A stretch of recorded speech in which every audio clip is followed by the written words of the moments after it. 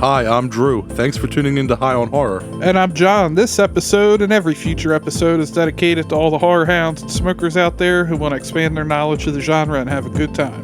The writers of A Quiet Place, Scott Beck and Brian Woods, bring us another B-movie concept on an epic scale with 65, the dinosaur movie that's now playing in theaters. But this time, Scott and Brian are in the director's chairs. This movie grossed $26 million at the box office, and we get laser guns, outer space, aircrafts, and dinosaurs at 65. And we're going to review it today on High on Horror. Interviews, reviews, and latest news all rolled into one.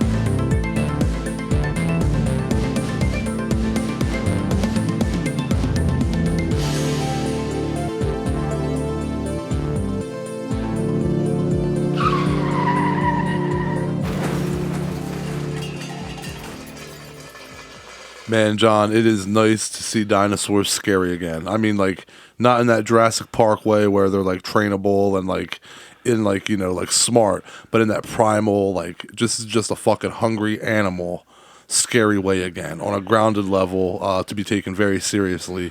So before we talk about like a hot redhead with a flare just waving it and running with the T-Rex chasing her? That shit ain't happening in this movie.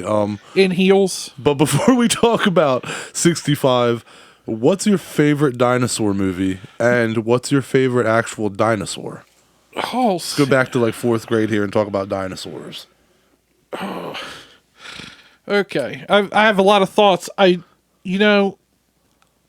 just focused on the dinosaur movie and didn't even think about what's my favorite dinosaur. I just stopped at that point. I'm going to save one movie of favorites because I don't think you'll even come close to naming it. But, I mean, yeah, like Lamb Before Time's a classic. The original Jurassic Park. Shit. Yeah. It's not one of my favorites, but I just thought of this and it's a hilarious story. So, you know, like all little boys, my nephew was into dinosaurs. Yeah. So my mom was at the dollar store, and you know how they have those like dollar DVDs? Yeah. Well, they had a dinosaur one. Okay. My mom decided to get it for my nephew. It's an animated one. We pop it in. My nephew starts fucking crying because he's like 3. This animated thing is just showing the other dinosaur just ripping the plant eater to fucking shreds. Oh my God. Just like, and my sister's like, "What the hell did you get him?" She's like, "I just bought a dinosaur. It was an animated dinosaur movie from like the dollar store." And like my nephew's all fucking distraught over traumatized and shit. She's like, "He's fucking 3." And my mom's like, "I didn't know what it was, but like, yeah, it's just like, I mean, it's not bloody or anything. I mean, but it's but I mean, it's just showing like the T-Rex just ripping like a brontosaur. That's not even a real dinosaur now, but like, or like a stegosaurus just like ripping them to shreds." Jesus. He was terrified. He was not happy about that. I mean, not to that extent, but something happened recently for me where on the Disney Channel, there's this thing, it's called Autopsy of a Dinosaur or something like that, or something like Dissecting the Dinosaur, but it's like a group of like surgeons or scientists, and it's like real, it's like a National Geographic thing, and basically like they're brought in like a recreation of like what a dinosaur would be. And like they start like doing surgery, like cutting the dinosaur open and stuff, like doing an autopsy, and it is gory as hell. Like it's legit blood. Like it's like they're dissecting a real animal. And my wife had it playing for the kids, and she was like, "Oh, I don't think this is what we thought it would be," and she had to turn it off. So not quite as funny and epic as your story, but still, yeah. There's some. Everybody thinks, "Oh, dinosaurs is for kids," and it's like you gotta check that shit out. No, it's not. Not all of it. I can't remember. Dude. I'm sure you did too, as like being a young kid. I used to know like so many of the goddamn dinosaurs. Oh, yeah. But I like Triceratops. Okay. Triceratops is cool. I can't remember it, but it's the one I always said had the dick head, where it's like has a head, but it has like that flap. It like the thing it goes back looks like an erect penis. Oh, Jesus. Yeah, I don't really know where to go from there, but yeah, you were a big fan of Land Before Time, right? Yeah, well, so Littlefoot. your favorite dinosaur is like a real dinosaur is the one that you don't know its I name. But can't it has remember a penis its head? name. It's So we're gonna father- call it the penis head dinosaur. yeah, Okay. penis head dinosaur. I loved The Land Before Time. I still have that shit on VHS. But I'm like a cliche dinosaur fan. I guess, there's nothing special about me. I don't have any fancy names or words. I like the T-Rex, and as far as like dinosaur movies go, I guess Jurassic Park would probably be my favorite one. I mean, that is kind of like the definitive monster movie. I mean, I'm not going to say fucking Tammy and the T-Rex. Oh, I looked it up. It's a Parasaurolophus. How did you look it up? Dinosaur with penis head? Dinosaur, I did look up dickhead. That didn't help me. Dickhead dinosaur. I got a whole bunch of different results. But I looked up dinosaur with long back of head. Is that John? I know what you're talking about. Yeah, it's got like that floppy dildo hanging off the back of its neck. Yeah. Oh no, I think pretty erect. But oh yeah, here's one. You didn't name it. Here's the plot of it. When the federal government tries to eradicate a local marijuana crop, they encounter an unexpected problem. Ganjosaurus rex, a prehistoric 400-foot tall monster who awakens with a healthy appetite for a particular strain of marijuana, cannabis sequoia. And this is a real movie? Yes. When did it come out? What year is this? What year? This came out in 1987. Oh my god, so holy shit. Dude, 400 feet tall. That's fucking like, that's like 100 feet taller than Ganjosaurus Godzilla. Rex skull. Fuck. Godzilla Yeah, up. Godzilla. Like, I said King Godzilla. Kong, but yeah. As big as Godzilla is, I think he's like just a little over 300 feet, so 400 feet. That is a big dinosaur. How much weed can something that big smoke? Maybe, oh my god. Maybe I'll post this for the episode this week, but I'm going to show you the cover. He's mean, he's green, and he's mad. He's Ganjosaurus Rex. Oh my god, at it looks like an action figure. It looks like an action figure, and it's funny because it looks like they mixed Godzilla and King Kong together. They probably did. All right, we're going to have to look into this. Yeah, Ganjosaurus Rex. Well, all right, so I guess real quick again before we get into 65, which we're about there.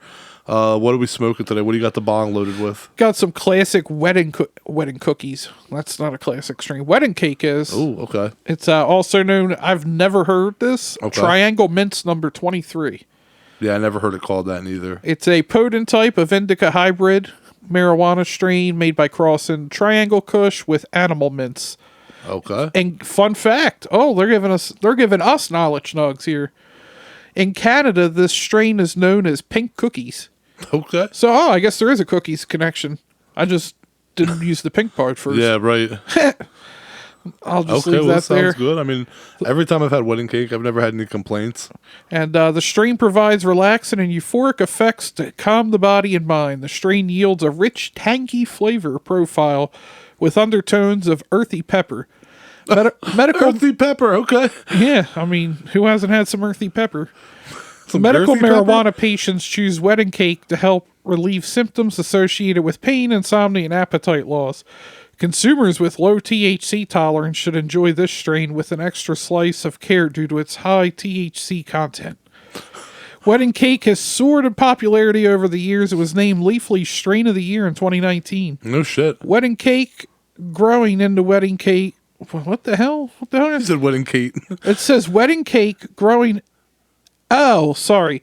I'm So too you Ron high. Burgundied yourself. No. It wasn't even that. I didn't read the word correctly. Oh, okay. I thought too there was fucking I thought high. there was a typo. I thought it said wedding cake growing into wedding cake, but it says wedding cake growing info.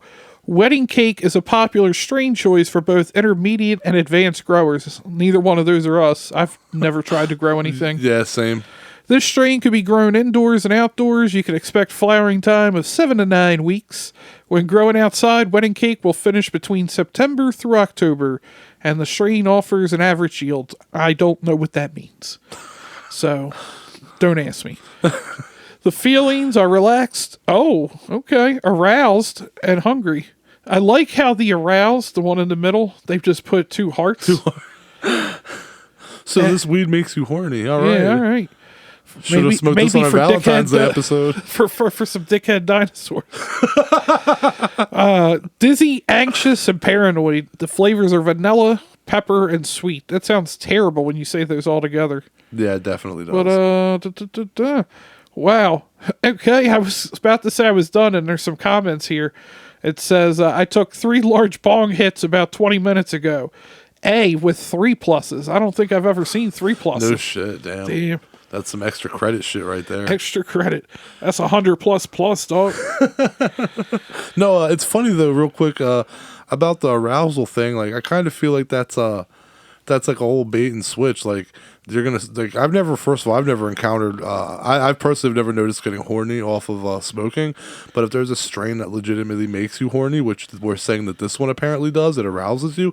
That's a trap, man. Because everybody knows if you pull dick when you're fucking high as hell, you are going to sleep. Even Joe Rogan said Marines can't withstand that shit. Like, you're going to sleep. So it's almost like this weed is like perfect if you want to sleep because it'll get you there.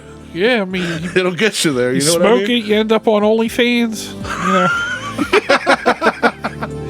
All right, I think we're good here. I think it's about time to get into the plot of City 5.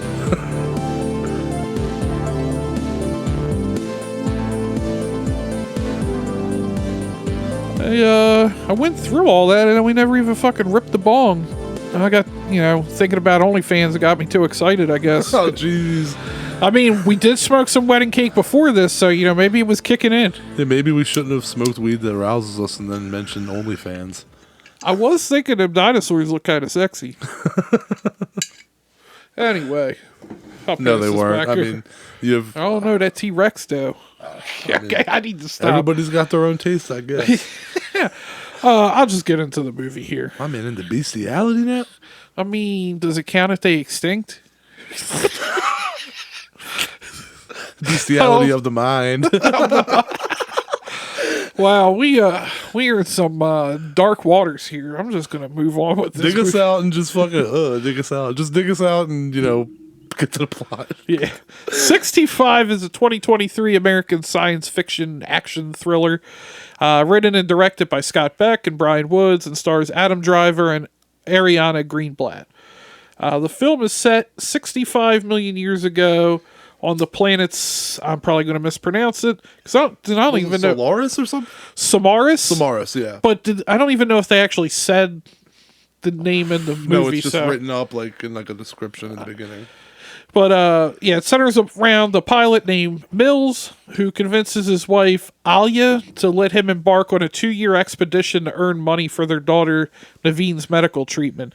Could you imagine just like, like I got to go work, the company's sending me out. Oh, how long you gonna be going? Like 2 years.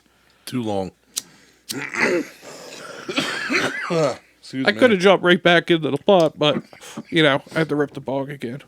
No, 2 years is way too long. I talk about the Ultimate Fighter and how like those guys leave and can't make it because they're like at a house away from their family for 6 months. 2 years? Hell no, man. My kids are too young. I wouldn't be able to do it. That's that Murphy shit from Interstellar. Right, but let me say though, before you move on, I just want to say one little thing here, I promise. This is, I don't know if it's actually the longest since, but to me, this has the longest intro in recent memories to the Friday the 13th remake. I did not write that down, but it's funny you say that because that was something that like one of my first thoughts, like when it finally popped up, I was like, damn, this is like a good 20, 25 minutes. Yeah, I'd say. I was like, shit went down. I mean, already. we're high, so it could have been less than that, but I mean, it still was a long intro. If you've seen the Friday the 13th remake, then you know how that movie kind of makes you feel like the movie started before you get hit with the title scene, and that's exactly what happens here. The movie just starts. I'm just going to talk about the Friday the 13th remake real quick. I was going to let it go, and you brought it up again. I was like, fuck, I got to say. With that intro, man, like, I didn't realize there was more characters after it. I hadn't really seen trailers for it, so I didn't really know anything about going in. I was like, this is like 20 minutes into the goddamn movie. We're just going to watch him sit on his like infant bed and hold his teddy bear the rest of the movie. He just got his love sleeve down there. His love sleeve. Anyway, however, during the journey back to Samaras, Mills crashes into Earth during the Cretaceous period. His ship is damaged and split in half, and he finds his passengers have all been killed. Then he said he was going to send a message for like a rescue, and then canceled it and said, I mean, I like how he says there's no survivor. Well, obviously somebody sent us this. Yeah, So- right. But yeah, so Homeboy was contemplating suicide. He put his little laser gun. I wonder how lasers, like, I gotta imagine that's pretty quick. Yeah. But he was about to, and then he got a little beep that there actually was a survivor. Only one, a young girl named Koa. And despite difficulties communicating due to their different languages, Mills decides to take care of her. And then later, Mills discovers the other half of the ship containing a functional escape shuttle. Sends a distress beacon for it does send a distress signal for rescue. So he lies to Koa about her parents being alive to encourage her to go with them to the mountain Tells her they're on the mountain with the ship. Yeah. where the shuttle's located. As they journey across the planet, they bond while Mills protects Koa from attacking dinosaurs.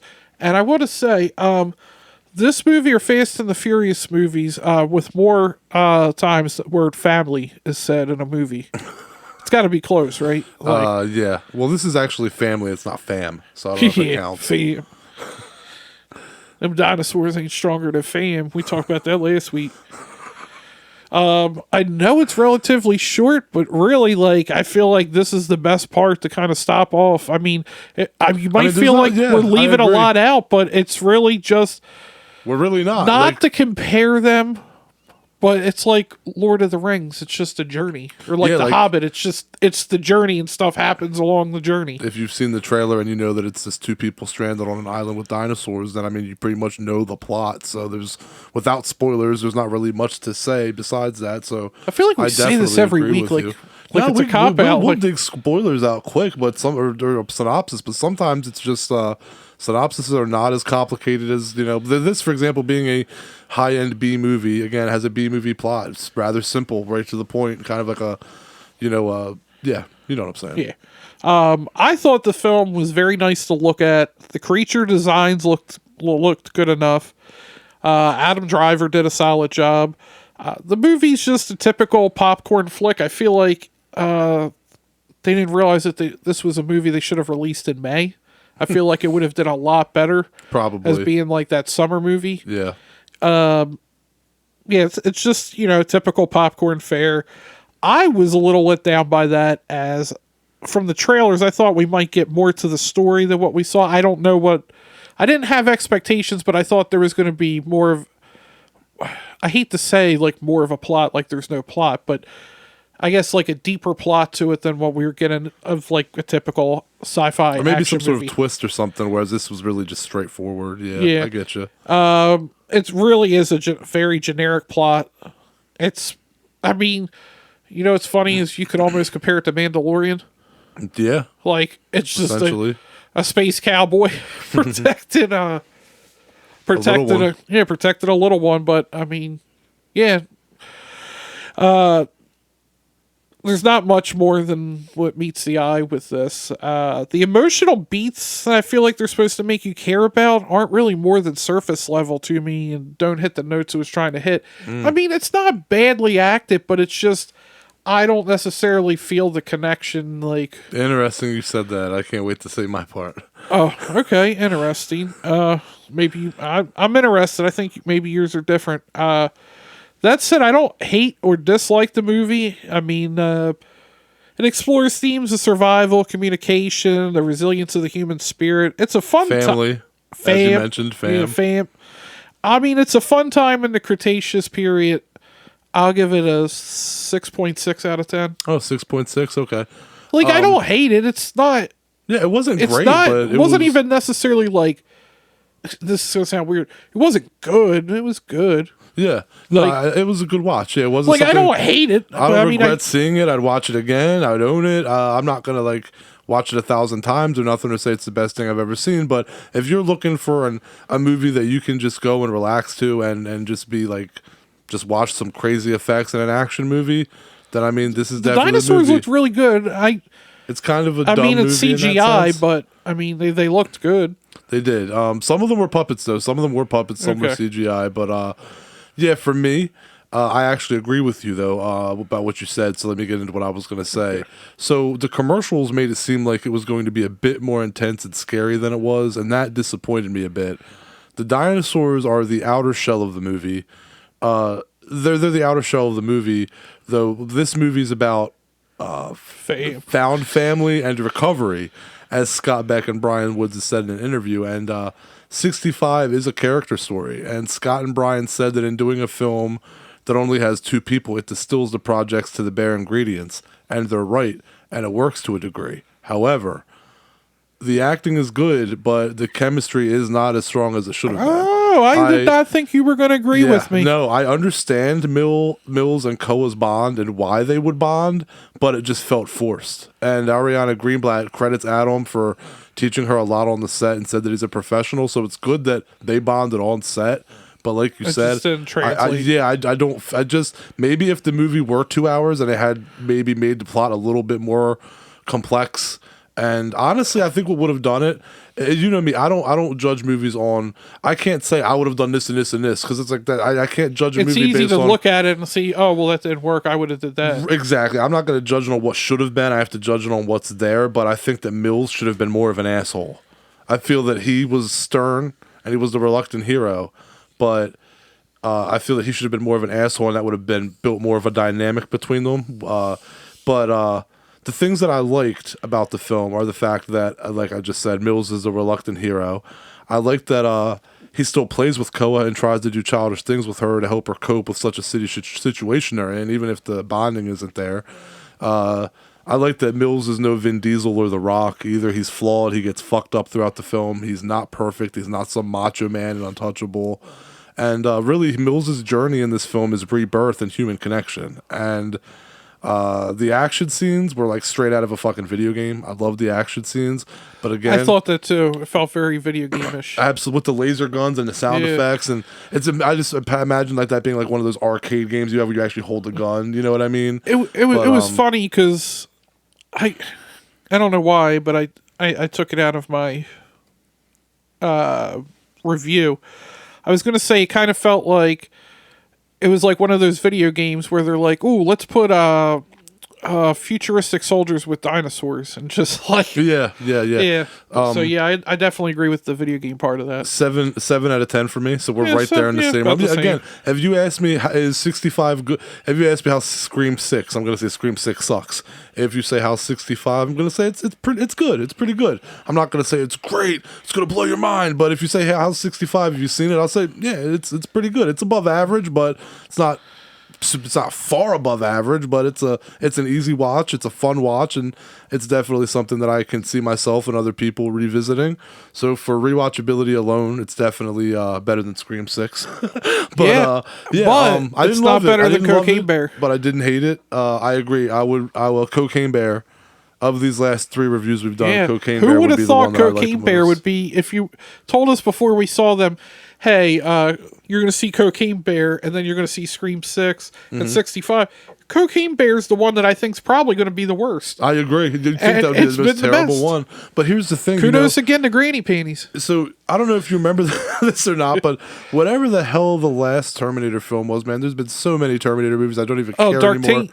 Dark Taint, yeah, Dark Fate. If you remember, there was a whole thing about John Connor being like the T-1000, and that was like in the trailer. Yeah. Well, that was like a big deal to the director because that was a plot twist that was supposed to be like saved for the movie, and that was not something that he wanted to be like exposed. He did not want John Connor to be in the trailer as a Terminator. That was something you were supposed to get surprised with in the theater. Well, Scott Beck and Brian Woods said the same thing about Sony's promotion for Or wait, 65. was that Dark Fate or was that Genesis? Whichever, man. I think don't it was even- Genesis. It was Genesis, yeah. Because that was the one with Amelia Clark in it. And they had like Actually, I didn't mind that one, the but T-1000 as well was back. He was like an Asian cop though instead. Yeah. It was But my point is that Scott Beck and Brian Woods said that they were unhappy with Sony's promotion of 65 because the dinosaur twist was supposed to be something that you realized once you were in the theaters. It was supposed to be like, oh shit, this is a dinosaur movie. And instead, like, so I guess the trailers were supposed to be more about just like being on a planet and having crashed down and trying to survive. But Sony ended up giving away like the whole like plot of, oh, there are 65 million years in the past and it's dinosaurs. Scott Beck and Brian Woods were not happy about that. They thought that was that pretty much spoiled their movie. Interesting, right? I mean, I'd be pretty pissed too. I mean, I feel like the people in charge of promotion shouldn't be allowed to just have free range of doing whatever the fuck they want. There should be like notes of like, do not put this shit in the trailer. There's too much shit that's there's too much shit that gets put in trailers. Dude, I know. And it's sad because I want to watch them, but then I always tell myself, don't watch the trailer. Well, that's what's happening with the new Evil Dead film, with Evil Dead Rise. The same thing happened with 2013's Evil Dead. Everybody kept saying how brutal and gory that movie was. Yet when I got to the theater and I saw the movie myself, everything that they showed in the goddamn Red Band trailer was like the scariest and most brutal parts of the movie. So I was kind of like, nothing surprised me. Nothing took me aback. I'd already seen all this shit in the trailers. I'm really starting to feel like they're doing that with Evil Dead Rise because they keep saying how brutal it is. But I'm like, Jesus Christ, they show a lot in that movie. They do. They show a lot in that trailer. So I really like trying to stay away from trailers from here on out. Yeah, so it's kind of like, I really hope that when we watch this Evil Dead Rise that we're actually surprised by some shit, and it's not just like the extended version of what we saw in the trailer. But anyway, I'm rambling. Yeah. We need to get into the spoiler section of 65. I was waiting for you to finish, and then I was just going to say that we're rambling. So yeah, if you don't want spoilers, go feed your cat some Meow Mix.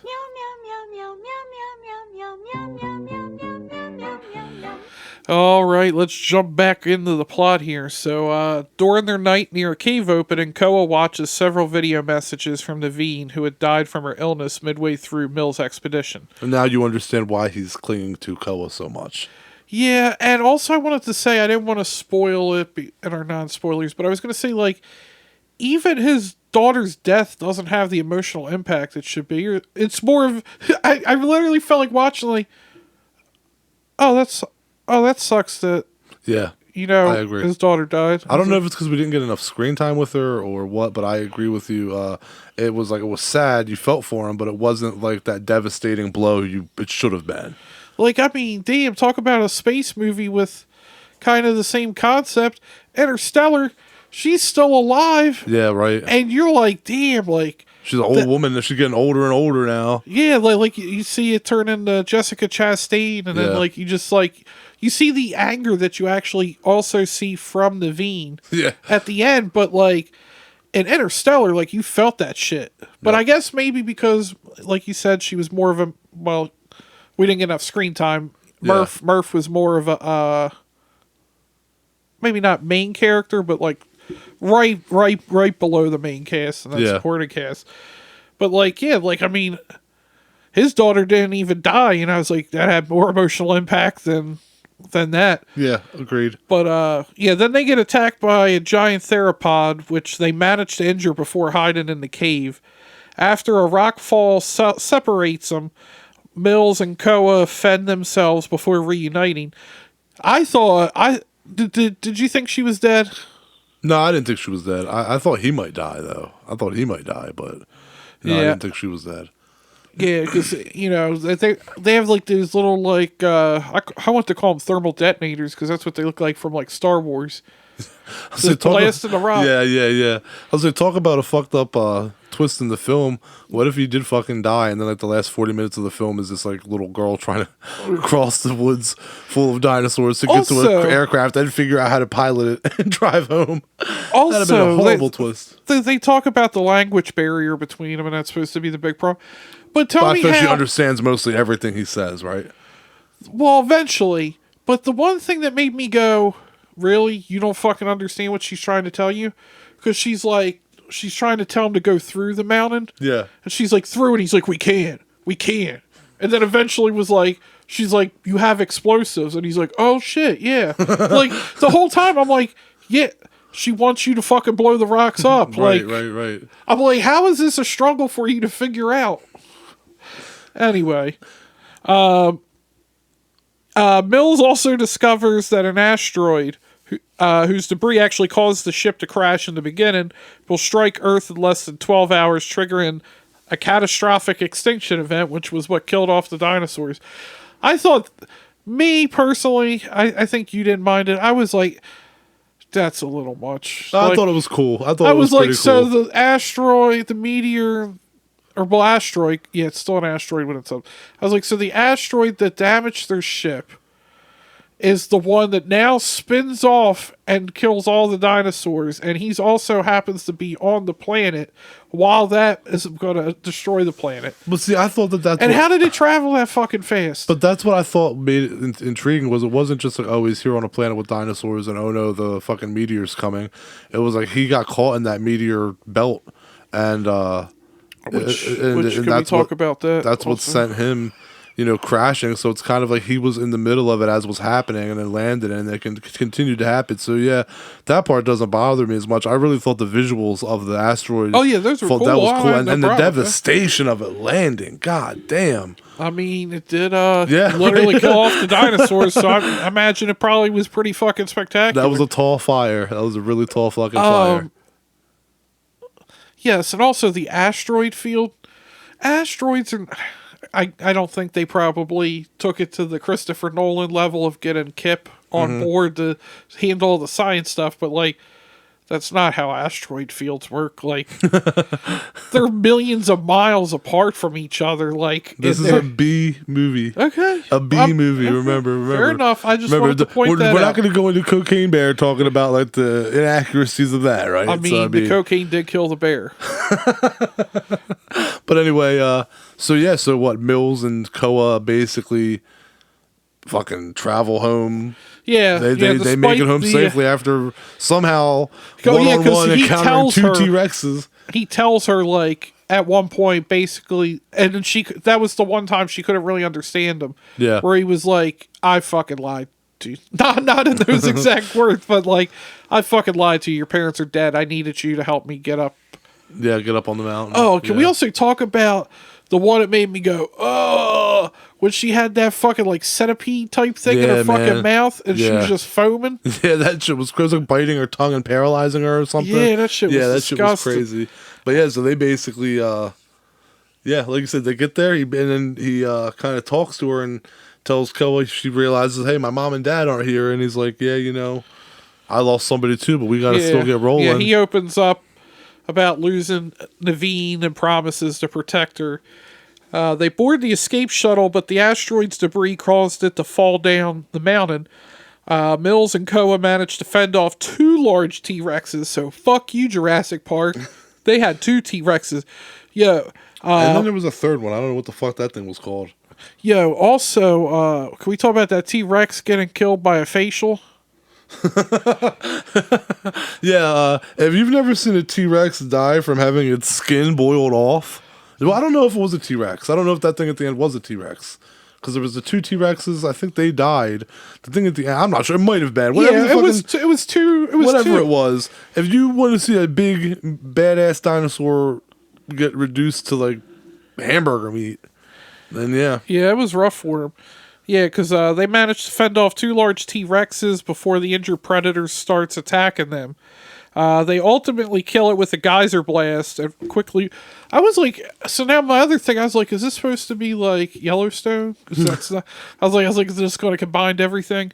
They ultimately kill it with a geyser blast and quickly return to the ship to blast off towards rescue as the asteroid collides with Earth. As the credits roll, several images of Earth's landscapes are shown in the aftermath of the asteroid's impact until modern civilization appears years later. Yeah. Well, not years, like a long ass. A long ass time 65 million years. later.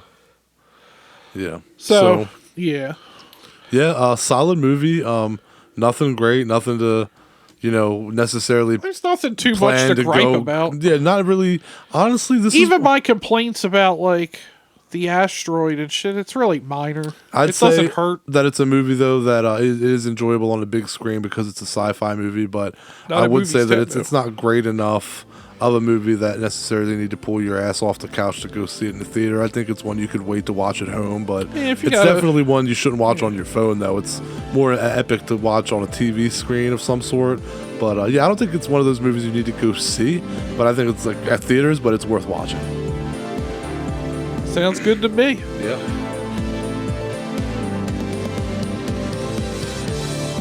Thanks to all the horror hounds and smokers out there for tuning in. And, yeah, so, go see 65. If you don't want to spend the money in theaters, you don't have to. Just wait till it comes out on demand or Voodoo or something and just rent it or buy it. Next week, we're finally, because I think we said like 2 weeks ago that next week was going to be Where Are the Monsters Part 2. So, next week, Where Are the Monsters Part 2. Again, it's going to be Bride of Frankenstein. Can't wait for that one. Yeah, this one, man, we didn't think the Pumpkinhead episode was going to be that long. No. I think Bride of Frankenstein might end up being longer. I think it will be. Yeah, so make sure to follow us online, High on Horror 420, Facebook, Instagram, Twitter, TikTok. Send your PPA questions, puff ass, at highonhorror420 at gmail.com. What am I forgetting? Website. Yeah, highonhorror.com. I knew there was something I was forgetting. Make sure to go check out some reviews up on that bitch. Anyway, I think that'll about wrap her up.